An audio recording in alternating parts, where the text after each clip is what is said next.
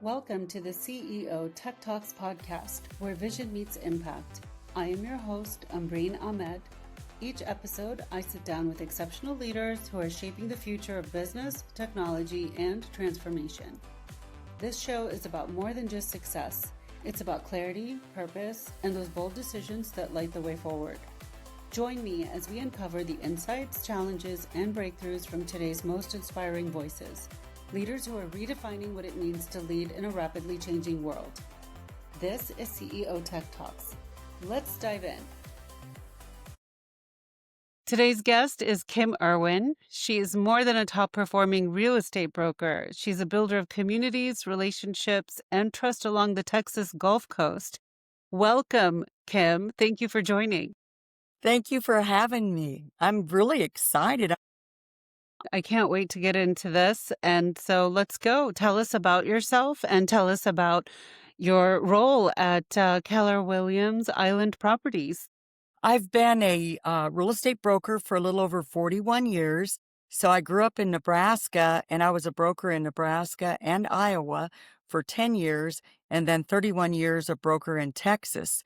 And I've owned my companies and businesses. I managed a lot of people. I put hundreds of agents launch their careers. I helped them, and I still work with them, and they always have me come in and be a consultant, or they ask a lot of questions.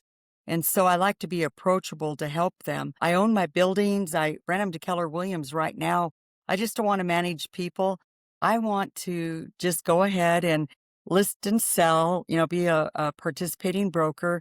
And then I work on my leadership classes with John Maxwell. So I'm a mentor with him. And so I like teaching like his leadership principles, the different classes that they have.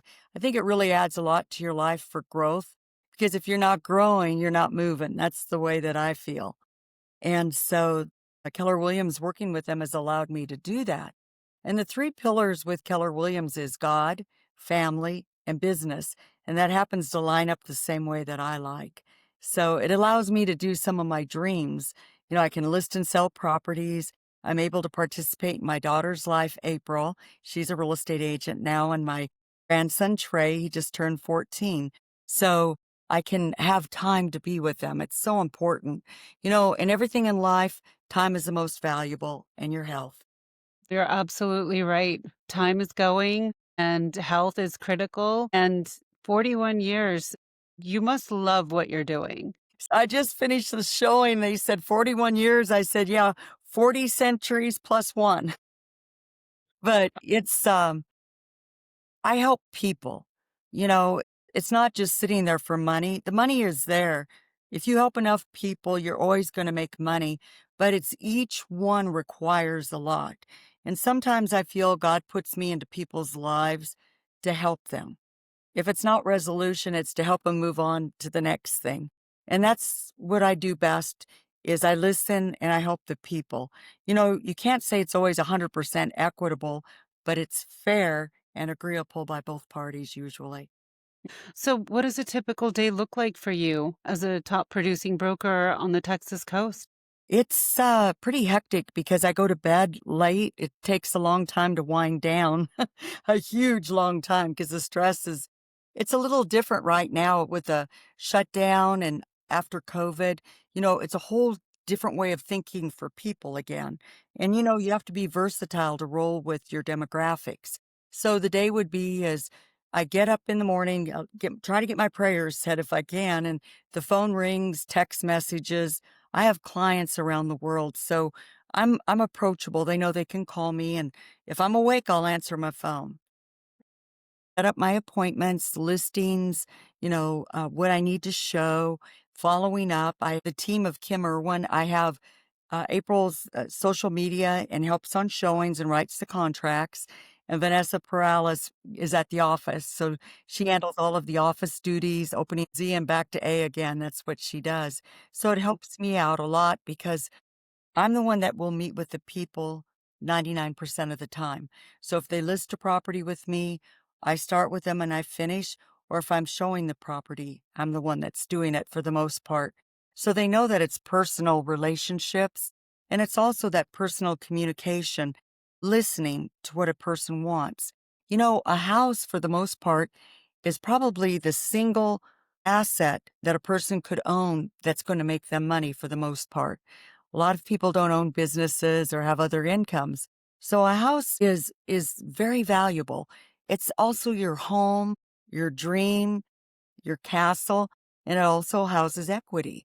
So it depends on where people are at and of buying and selling real estate is where you need to know where they're at. And that's where after our initial meeting, I have a good sense of what they want and what they're looking for. We get people from all over. It's kind of interesting. We have people from other countries. North Padre Island in Texas, you have North and South Padre Island. I live on North Padre. South Padre is the party capital, spring break and all the craziness. It's 3 hours Okay. away. North Padre is a bedroom community of Corpus Christi, Texas. And Corpus Christi is a beautiful name. It means the body of Christ. And we're surrounded all by water. So I live on a barrier island on the canal. It's bulkheaded concrete seawalls, and you can go out to the the Gulf of America, and you can go out fishing. Like I love to fish, so fishing's good off my deck, or go on a boat, or go out to the Gulf. Great fishing wherever you go, and the birding and wildlife is just incredible. I didn't realize how much birding was till I moved here. But, we just finished our season of hummingbirds. They were everywhere. They were just coming in to get the nectar of the blossoms and on to the next plant and then on to the next country. But it's just beautiful. I think something else that's really beautiful this time of year is the fall. Your sunrises, but your sunsets are amazingly spectacular. You feel like you're one with nature. You feel like once you step out on your deck or balcony and you're by the water and you see these glorious sunsets. And once the sun sets, the moon comes up, whole different, especially on a full moon, it's so illuminating and the reflection off the canals, it feels like it's daylight. So I think overall, I'm the luckiest girl alive. You just painted a very beautiful visual for me. Thank you. So, what were some of the early challenges you faced as a woman building her brand in a competitive market? Oh my gosh, that's eons ago, but that's easy. So when I started about 41 years ago, he was more male, man dominated. And in Nebraska, there was a lot of male real estate agents and a lot of older gals. I shouldn't say older, I'm older now, but it was not young women that lasted. And I lasted, but I always dressed older, just, you know, back there in Nebraska, you wore suits, nylons. I can't remember the last decade I wore nylons. And then you had to wear those blocky heel just to be professional. What I love about here is I can wear, just a summer dress, nice flip-flops, and it's acceptable. People, they'd prefer that. You show up in a tie or a suit, you're gonna sweat to death. And you wanna be comfortable and not be uncomfortable in your setting. So being a young woman was hard, and I decided once I got my real estate license, I was gonna get my broker license. So I was certified in Nebraska to teach real estate classes as well. So I got broker classes quite a bit because I was teaching and also taking classes. And then in Texas, I got certified as well to teach classes. But what I found, it was really kind of tricky because when you have people sitting in your class, you're there to teach real estate, not to teach them how to buy or get a good deal. Those 2 are not supposed to mix. And so I'd be in my class and students would ask, "Well, what is the best deal? How do you negotiate?" And I'm like, "No, we're here to learn a class so you can pass your test." So I kinda stopped that after 6 months because I just didn't wanna get in the crossfire of it. So I loved it, but I love learning. So during the recession, the 4th quarter of '08 with the mortgage meltdown, I went back to Texas A&M in Corpus Christi, and I got my MBA, and I got my doctorate. So I'm kind of like a house doctor maybe? That's what I say. Yeah, they'd say, It "Doctor of what?" I'd say, "The house doctor. I'm ready to make a house call."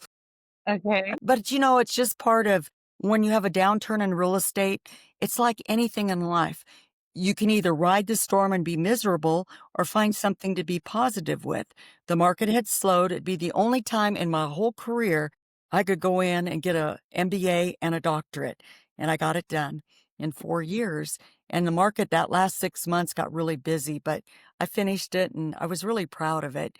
And between that and my John Maxwell, I'm more versatile to talk to more people, because in real estate, you meet all sorts of people, and, you could be that person that can't talk or converse with other people or know what people are talking about. It's kind of weird. When I was growing up, I didn't think, and I grew up on a farm in the middle of nowhere, that I would need humanities, philosophy, music, all of that.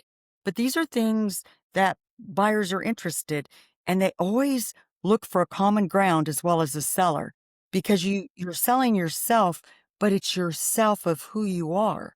I have a very good track record of listing and selling, but there's other people that do, but not as much as myself, but you got to find a common ground. So when I go in and meet like with sellers, and say, they're into music or art or traveling, architecture, there's just so many different things. And I feel always being educated that why not? Just keep learning. And I think that's the key to also picking up buyers and sellers, but it also improves myself. Again, if you're not growing, you're not doing anything, you're stuck. And that's the last place I would ever like to be. So when I started out, kind of a full circle here, is I kept with my education and I kept doing it. And then I got my certifications in GRI, Graduate of the Real Estate Institute, my CRS, Certified Residential Broker, my SRES, the Senior Real Estate Associate, and then my CRB, Certified Residential Broker. So these are, I mean, sure, it looks good, but it also shows you're into education, which means you should be learning and be an expert in your field. So I always believe when I coach other agents is that's what you need to do. Throw yourself into your education and you grow from there, because you don't know where you're going to end up at. You don't know who you're going to meet or who that person's going to introduce you to. You could be introduced to a company and they're like, you know what? We want you to do the whole relocation through our human resource department. I'm all in. But it's just, you got to keep working it. Some days you just are like, oh, I can't do this. The people are crazy. Yeah, they're crazy, but tomorrow they could be better. So you have to keep after it. And I think education is a good way to do it. Most importantly is my faith. That's huge. As long as I'm helping people, right before I showed up, I was in San Diego, Texas. It's an hour and a half from Corpus. So I did that appointment early so I wouldn't be late for your podcast. And then I met these people and they needed help. It's not an expensive home. It's 69,900, but to them it's their castle. And here I am helping them and trying to help them through a contingency of getting their home sold, and just sitting down with them and explaining the process. And you know what? There's a lot of satisfaction in it.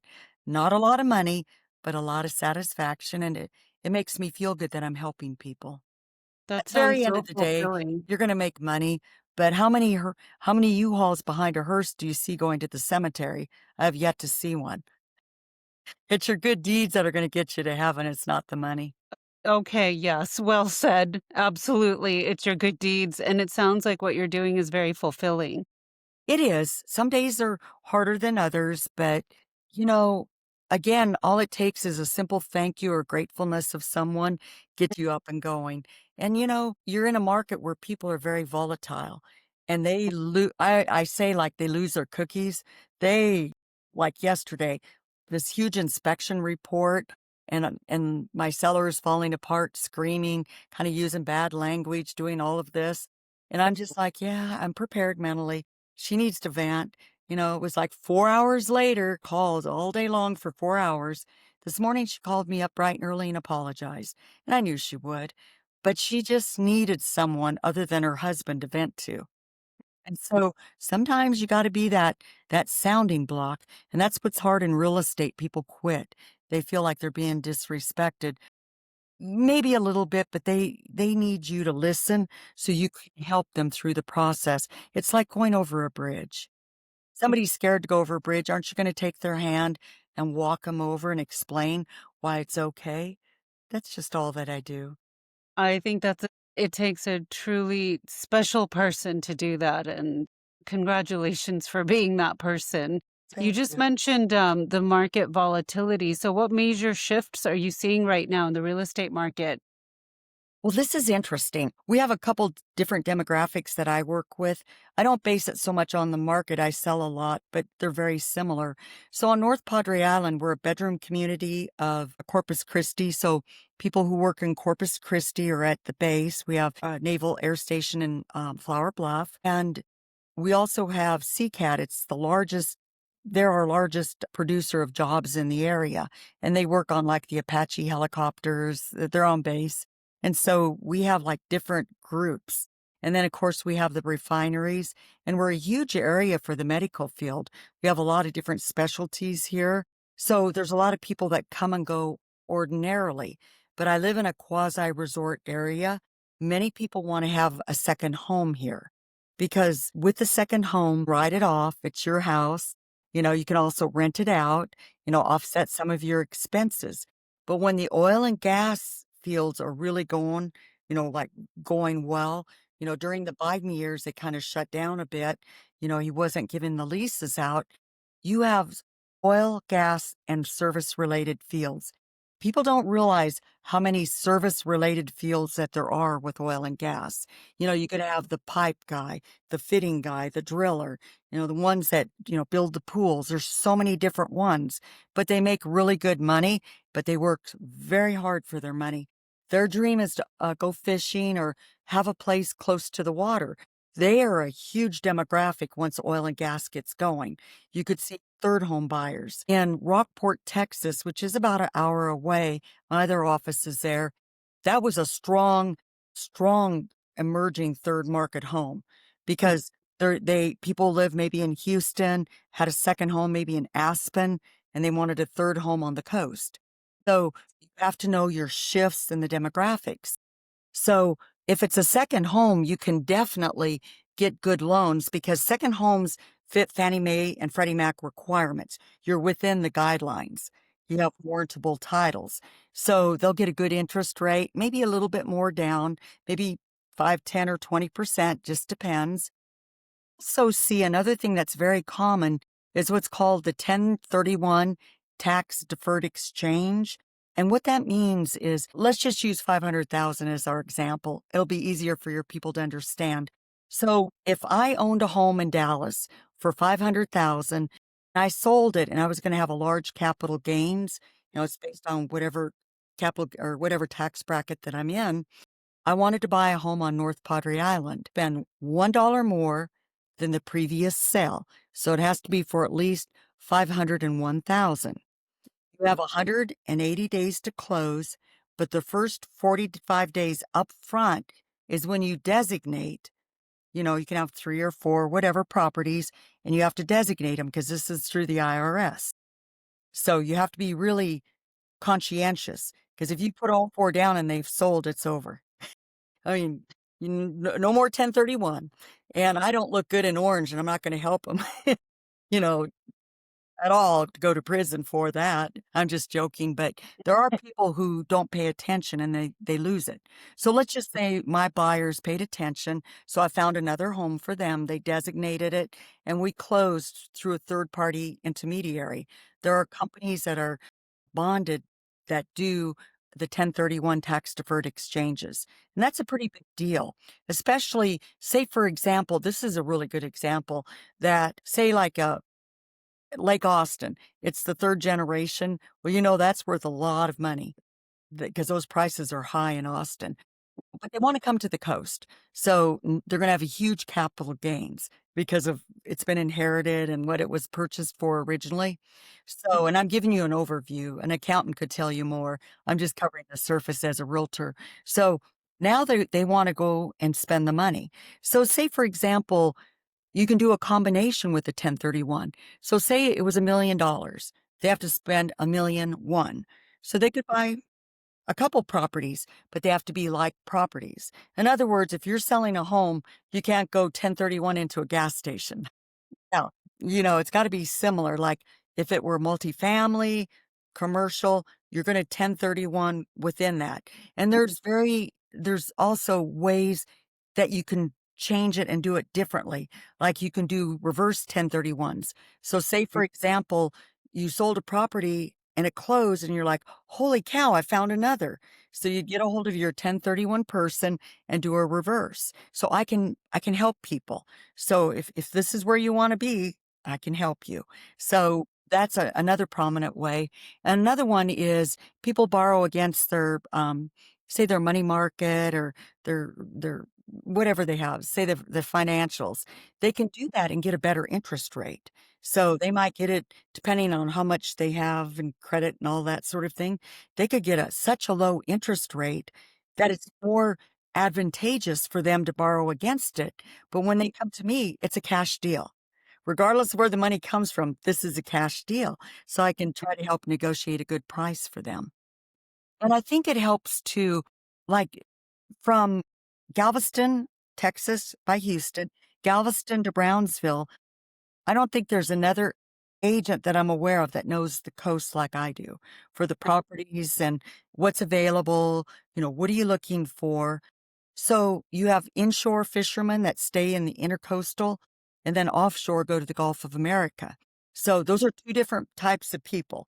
Big boats, they want to get out quick. So they're going to want to be a fingertip, more expensive home. If they just want to stay canal cruising or in the intercoastal, they can come a little bit further in the canal. So it's just understanding what your buyer needs. The sellers understand what they have because they've bought it. They know what it's all about. But I sell a lifestyle. I sell the dream. The number one dream is to live by water. That is the number one dream. And we are probably the most affordable on North Padre. We are actually on a slab. We're not pier and beam where you have to go upstairs. Insurance is pretty reasonable, a little bit different than Florida. Windstorm is through Texas. TWIA, the Texas Windstorm Insurance Association. So it's not like you're out shopping it with private vendors. You can, but Texas is solid. Look at the people that relocated to Texas and also to Florida. We're open for business. Well, we have some of the Tesla plants that are close by Corpus Christi, and it's kind of cool to see that because what it does, it raises the income for people. So it raises them up and a better life, better standard of living. I think it's always good, and it helps. And it's not a fly-by-night job. It actually is a career of a lifetime. How has technology, from AI to social media, impacted your business model and client engagement?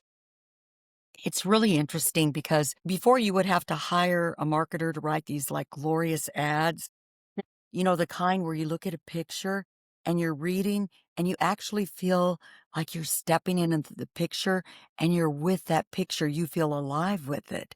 It's hard to write that sort of words or phrases, and AI does it, or Chat GPT. And Chat GPT makes me laugh. Like, what are 10 ridiculous things a buyer would say about real estate? Just looking at it, I get 10 of them and I ask for another 10. Oh my gosh, it gives me reasons to get objections off the table. I think it's good, but it's what's really important though, and this is where agents could lose the edge. People are coming to you, not a computer, a program. It's the interpersonal relationship that you have, that handshake, that looking that person in the eye to know I'm going to be there for you. I don't think you can ever put AI on that handshake or that person being there through thick and thin. They're just not. You're going to have a nice voice on the computer that says, I'm so sorry you're having a bad day. Tomorrow will be better. And then that's it. People want to pick up the phone and know that you care and that you're there for them. You might call it people might call it old fashioned, but it's really not. That is still prevalent in sales. You know, it's kind of funny. So many people since COVID want to streamline or they don't want to meet with you or just go to the computer. The answers are there. No, they're not. And I get kind of frustrated and I try to call them and they're like, no, you need to go to the computer. And I fired them and went to somebody that wants to work with me because maybe I'm old school, but people still want to talk to you. Not all of them like the texting. Texting is nice, it's quick and easy. And I have these, I call 'em my special people. They don't even have a computer. They're sick of it. Just come to the house and we'll sign the contract. And I do. Yeah, sure, why not? I'm only half mile down the road. We're in a and there's retired folks here too, but that's little extra special services that you give people. And I know how it feels when you can't talk to someone. It's frustrating. Or can I get the answer now? Or can't we negotiate now? So I don't think AI could ever take over the personal relationship that you have with people. They can make your job easier, writing ads, prospecting, looking for demographics. That's all good. But it still comes down to you as the person. That's what I feel. That's my opinion.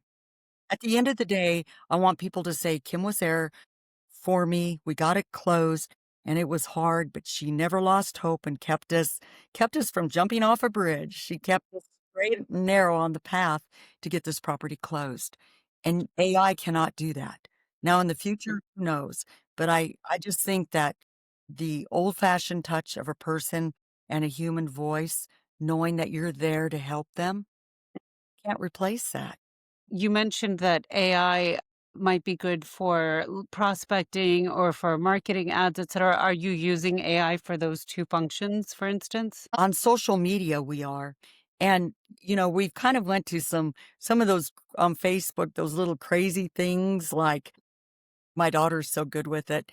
Like, okay, so a buyer calls in and says, I have a credit score of 400. I don't have any money. I had 2 bankruptcies and I'm also a felon. Can you help me get a house? You know how crazy that sounds? So our response is, I'm sure we can get you a house, but if you don't have those problems or a couple of them, we still can get you a house. And actually what it does, it's funny. It's funny when you think about it, but people are embarrassed a lot and they're embarrassed to say they have a problem. And when you put something out there and they'll call you up and say, hey, I saw that on Facebook. I do have a couple problems. I have a low credit score and a bankruptcy. I'm like, that's no problem. How long ago was the bankruptcy and the reason? And low credit score, we can get it bumped up. You can get a secured credit card in 90 days, bump your score. There's there's things and there's always loans. There are loans for people. It's just more money down and a higher interest rate. Sometimes a buyer might have to start there to get started and refinance in 6 months if they qualify. And that's the human touch. AI can't do that. AI can't get a buyer to call in and find out what they can do with them. Because here's the reason. You have categories. Well, we can't give a loan if it's below 575. Yeah, you can. There's exceptions under VA, FHA. And AI would only look at the rules and say, no, you can't get a loan. That's where your personal interaction can help those people. Okay. So you've shared so many positive things, and I'm still going to ask this question, but what's working well for you in your business, and what's been most frustrating? You know, this sounds really kind of strange, but it works for me. I don't spend as much on advertising. There's people that will spend 25, 50, 100,000. That was way back when. They're still doing that, by the way. Well, what I found is there's 3 Catholic churches, St. Andrew by the Sea. It's an open air Catholic church, open all year round. I have an ad in their bulletin. Also have my ad on the calendar. People see me 24/7. I'm there 24/7. I get a lot of calls off of that. And then I also do, it's called the Padre Island Business Association. It's just a kind of a black and white glossy book, I call it, that's mailed out. And that helps for listings because what you focus in on is your island properties and then how quick they sell. Because the seller looks at that and said, in a market like this, Kim sold that house in 5 days. I'm calling her. And that's almost like that face-to-face interaction. But because I've been in business for 41 years, I get a lot of referrals. I have not only Keller Williams, I get referrals from referral companies, other companies. It could be Century 21, Coldwell Banker, EXP, whoever, all over Texas or the United States, friends of friends or family who have worked with me use Kim. I mean, people just want that. And I just am grateful that they think about me. I got a referral on Monday. I had sold these people a house 21. People want to do business with people that do business with them. So when I coach agents or, I got a text message from an agent of 20 years, Kim, market's slow. What should I do? I don't even know who she is. And I told her, I said, find two volunteer organizations that's your passion and truly work them for 6 months to a year. Like if it's Humane Society, CASA, court appointed advocates, you know, Habitat for Humanity, something where your passion is and work with those people. Don't necessarily ask for business where you can wear your name tag or whatever, or, maybe get a little bit of advertising. Over time, people remember that. And they're like, you know, we worked together at the Humane Society 10 years ago. I knew I'm going to use you and I knew I wasn't going to move for 10 years, but do you want to list my home? Well, the answer is of course. But see, you people, agents fail because they don't keep prospecting. I'm already prospecting for the second quarter of next year right now. I'm already hitting my demographic lists that I think of people that are going to relocate to the area. How are So you doing that? because you look at the buyers coming in. And so if you put a pin like on, say, Corpus Christi, and you took a compass and you drew it out, always 3 hours, now I'm 4 hours drive time, that's your strongest second home market, about 60% of your buyers. That's where I would hit first. And you can So do how that are you finding those buyers? I understand the geography aspect of it, but social how media. are you social media? And so through Facebook, Instagram, I don't do as much Snapchat, but we're getting our YouTube set up for our virtual tours. We got some incredible, beautiful ones. And then LinkedIn. But on LinkedIn, I just do the positive stuff. I don't necessarily put houses and stuff because people will email me and say, hey, I really like this post. By the way, I live the south side of Corpus Christi and I want to sell my home think that providing value and positivity to people, when I see something I like or, something that's meaningful to me, I put it out to LinkedIn and people are like, "Thank you." Like, if I don't have my weird days, what's the point? Really, we're not perfect. We have our weird days. And so this lady said, "Thank you. I'm putting it on my visionary board." So you just don't know what's out there. And so through faith, funniness, you know, meaningful, I think if you give enough positivity to people, they're going to come to you. If you're going to be the negative Nelly, I hate to use a proverbial saying, why would they want to come to you? They don't. True. They wanna work with you. So I try different aspects. My daughter April, she's just phenomenal on that social media, and I'm like, "Wow." And it's funny, I look at it and I'm like, "I don't think I could ever do that." And then I look at it, I'm like, "That is funny though, maybe I could." And she does. But she's a whole different generation. She's the millennial, and then Yeah. the Gen Z like it. And you just have to know who to get. Baby boomers I can get because 'cause I'm part of that. I'm the tail end of them. But it's just knowing your demographics. The Gen Z, they look at me my grandson calls me Nons, and so they all say, "Hey, Nons, what are you doing?" I go, "What do you want, a pizza?" Just joking. They're the ones that are very similar to the tail end of the baby boomers because their values are similar. They might not have the monies, you know, but they want to get there. And there's a lot more common sense with it. So that's what I'm looking at. So you just got to hit your demographics. You're not going to get them all.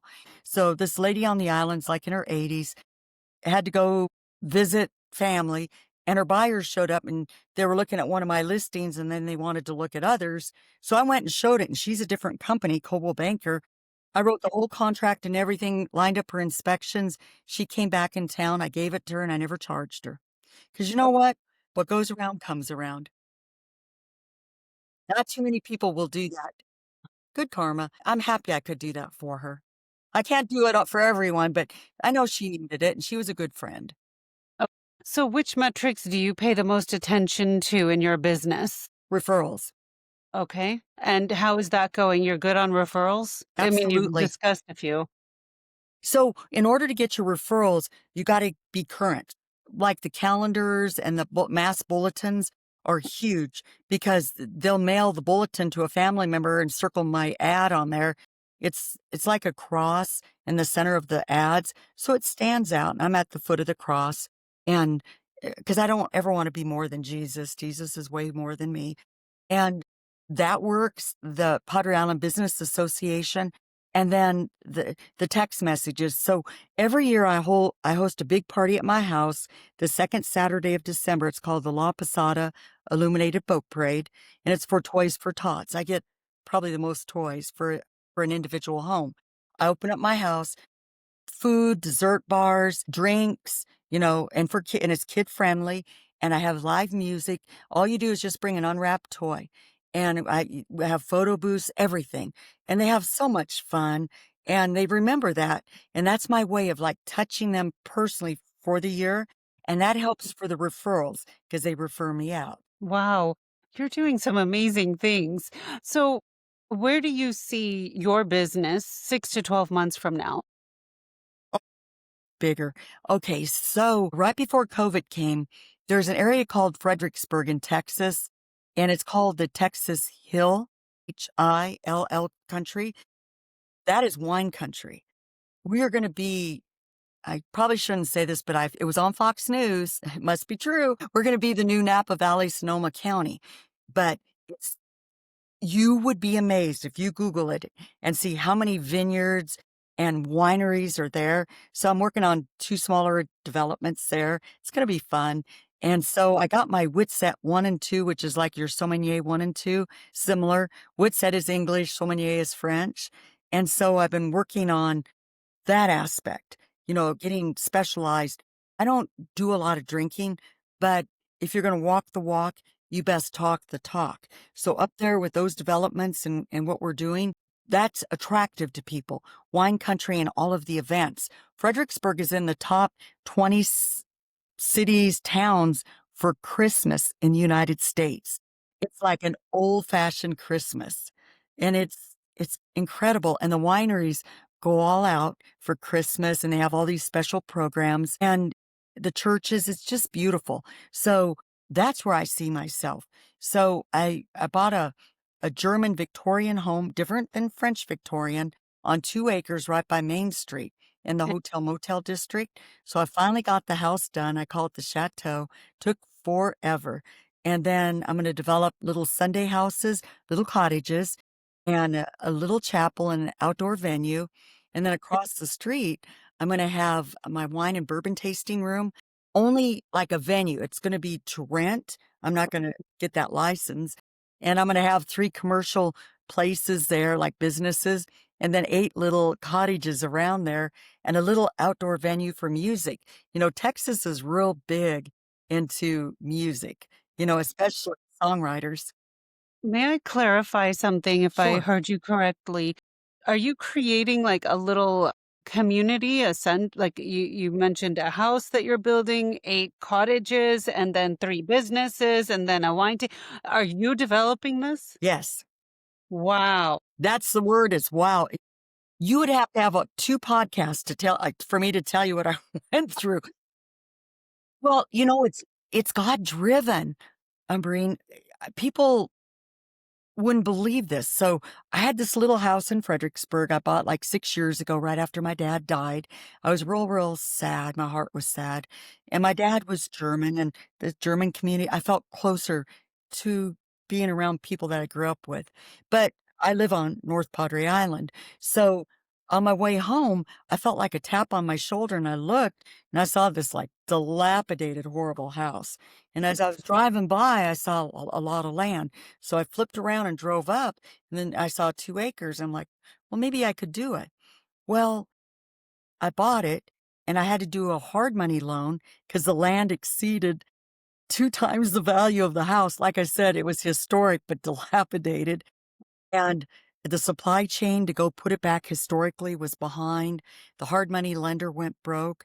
But most importantly is after I bought it and I was going through the process, I got COVID really bad. I got the shot. It was the Pfizer shot. I'm not saying anything bad. I wasn't sick, nothing. And so they said you'd feel bad for 48 hours. Well, 5 days later, I couldn't get out of bed. And I had a guy, my friend Charlie took me to the hospital, emergency room, and they wanted to put me in the hospital and intubate me. I couldn't breathe. My vitals, everything was going down. And I said, no, if I'm going to die, I'm going to die at my house. Take me home. And so they gave me what they called the COVID cocktail, whatever that was. I came home, I had this horrible migraine, but while I was laying there, I was in horrible pain. I go to Jesus, I go, the big guy, I go, "Why do I need this stress? I have such a wonderful life." He said, "'Cause people are going to need it." And I'm like, "How come?" And what I heard and saw was on these little cottages that when people are dying, they're gonna spend every bit of money they have and then some because they wanna live. Their surviving spouse or significant other has all of these bills, and there's gonna be bitterness, anger, love, all of this. So why not comp it to them to put their last wishes in order, and they have something that was special and meaningful, and I'll pay for it. I will comp it, however long you want. If it's available, it's yours. And God will send those people my way. They just will. It's going to happen. So he saw me through every single hard thing with this property. And it's been hard.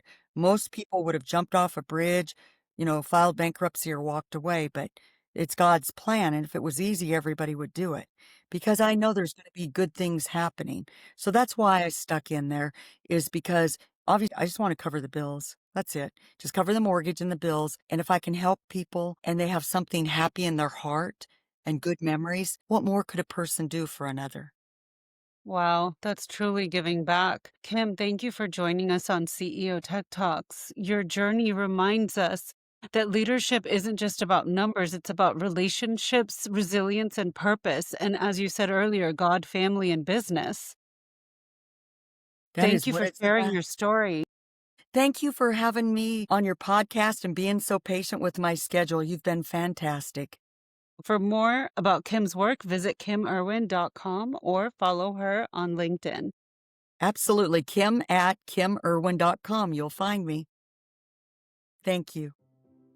Thank you for joining CEO Tech Talks. I hope today's conversation sparked new insights and inspiration for your own leadership journey. Until next time, stay inspired, stay visionary, and keep leading with light.